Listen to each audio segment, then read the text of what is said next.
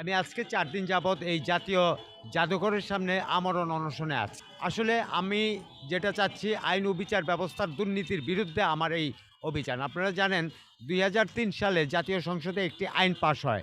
সেই আইনটি ছিল যৌতুক নারী নির্যাতন ও নারী শিশু নির্যাতন। যদি নারী শিশু নির্যাতনের উপর এই আইনটি যদি হতো তাহলে আমার কোনো আপত্তি ছিল না।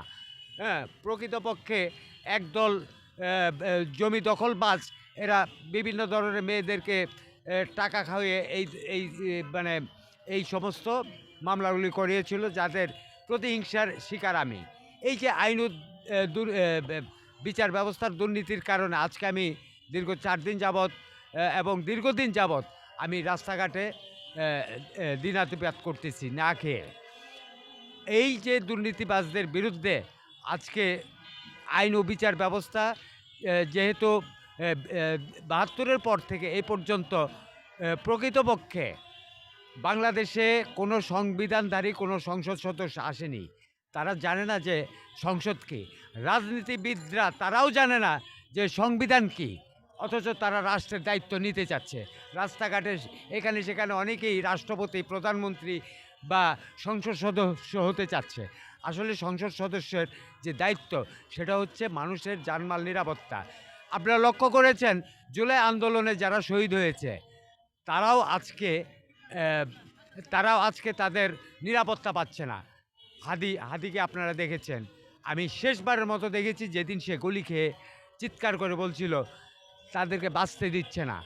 আমরা কেন বিদেশিদের অনুকরণ করব? কেন আমরা এই করব? এইজন্যই কি ৭১ সালে স্বাধীন হয়েছিল? এইজন্যই কি অ্যা ২৪শে ২০২৪ সালে ৩৬শে জুলাই কি হয়েছিল? আমাদের এই জুলাই মুক্তিযোদ্ধাদের আজকে নিরাপত্তা কোথায়? কেউ নিরাপত্তা দিতে পারছে না। আমরা এই